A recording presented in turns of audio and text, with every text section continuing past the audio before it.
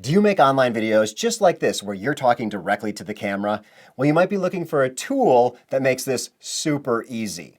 And if you have an iPad or some kind of Android device, some kind of tablet like this one, a teleprompter is a really cost-effective tool to get your videos done really quickly without the ahs, the ums, the mistakes. So I'm going to show you the two iPad-based teleprompters that I own. I'll show you how they work and the differences between the two of them, and I'll show you which one is my preference by far.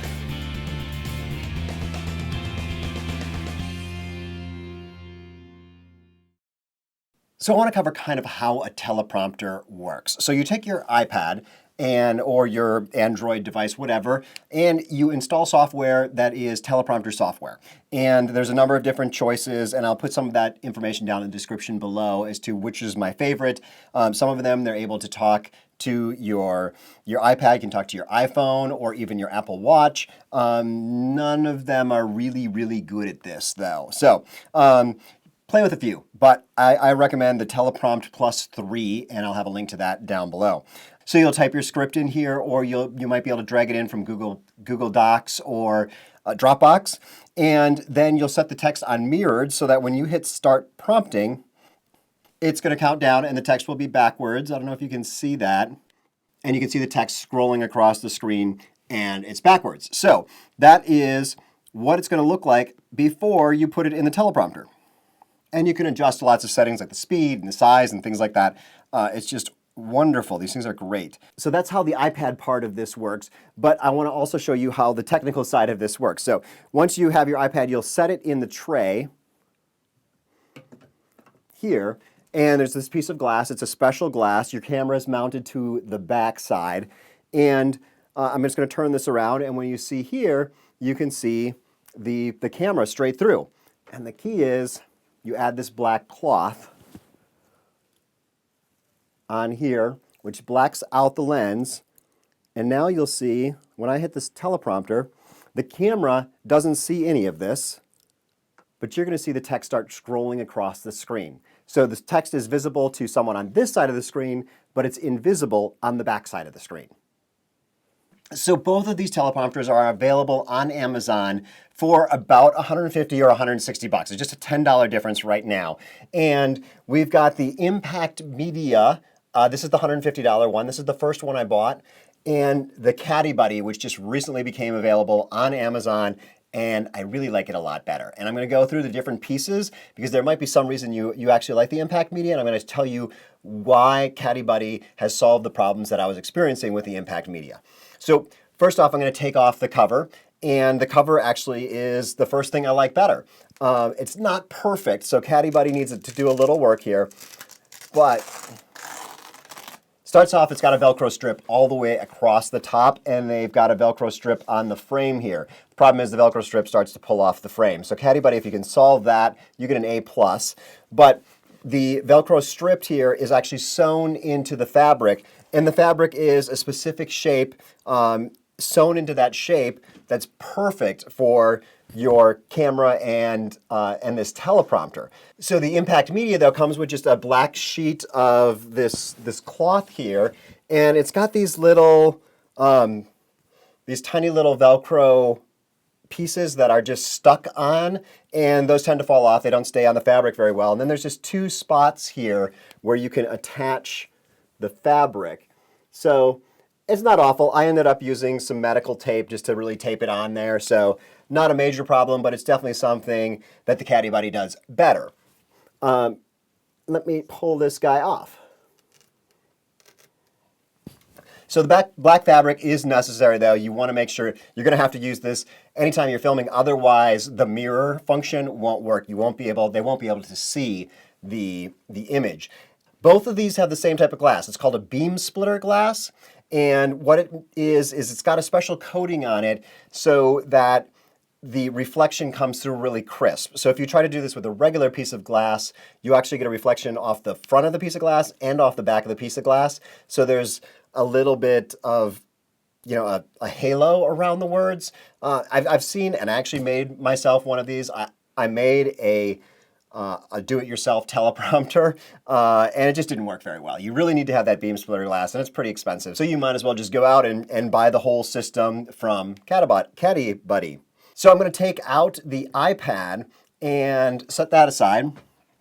And one thing is, this is adjustable, so it's got a pretty simple adjustment here. So if you want to set your tripod a different direction, or if you've got a different size device that you're using, it's really simple. And with this hook here, you can actually clamp it down so it doesn't fall out, which I like better. The impact media here, it just got a tray, and it's pretty simple. It works. It's not a problem. This is just done maybe a little bit better. One of the things, the real reason that I bought the Caddie Buddy was for this function, and it is that you can adjust the mirror. So you just loosen this up, and it folds flat for transport. Now, it's not perfect because it's still a pretty big thing, but I can shove this inside a box and transport it with me. This guy, you screw these in. There's 3 screws on each side, and it's a wooden frame, so it just screws together, and you can't fold it down. So I actually tried to modify this with some magnets and whatnot to try to make it foldable. It just never worked very well. So this is already built in, and a wood frame here, a plastic frame here. I actually like the plastic frame a little bit better, and especially because you can flip it up into that 45-degree angle and lay it down flat. Now I just store this inside the box, and that's how I get it around. I would love it if there was like a professional case that came with this, or that I could buy for it so that I could take it like on a plane flight or something like that. Right now it's in the cardboard box. They packaged it really well, so I just kept the packaging, and I'm able to use that to move it around. So the next thing I want to talk about is how the camera mounts onto the teleprompter. And I really like the way that it's done with the Caddie Buddy. Surprise, surprise. So it's pretty standard the way most photography equipment connects. So there's just a 1/4-inch screw here, and it's mounted in such a way that it can't fall out, which is wonderful. It actually has a little L shape because if you're using an iPhone, the camera the mount needs to be a little bit off center so that the camera is centered. But if you're using a regular camera, you can mount it through the center. So you just pop it on there, and it's a relatively small plate. But it's big enough to hold your camera steady. So this is a 60D. I mount a 70D to this all the time. 7Ds, 5Ds, all that stuff will work. And so let me mount it on there. So it's pretty simple. And you can set this up, and then if you have a lens that really zooms a lot back and forth, you can twist this adjustment here, and these are just 15mm rails, which are pretty common, and move the camera back and forth super easy. Actually, almost a little too easy, because one time I had a camera fall off the back of this because I hadn't tightened this up, and then I hadn't tightened my tripod, and the whole thing just kind of tilted back and fell. So caution when doing that. It also has a height adjustment. So if you're using, say you're using a camera with a battery pack underneath, and the camera is a lot taller, or you're using a smaller camera or whatnot, there's really a lot of great adjustment on the Caddie Buddy. Lets you move the camera around back and forth, up and down. Another thing that's great here is the way, I'm going to turn this a little bit. You won't be able to, I'm going to zoom in here, but the way the battery is removed from the camera, you can open up the battery door on the Caddie Buddy and pull the battery right out. Whereas on the impact media, it's got such a large plate here. I'm actually going to turn this so it's easier to see. The plate here that you mount your camera to is so much larger that it blocks the battery door. It's possible to change the battery while it's still on there, but you always snap off the battery door, and then you've got to put that guy back on. So not perfect. Also with the mounting, how it mounts here with that size plate, it mounts perfectly onto the camera mounts perfectly onto the stand here.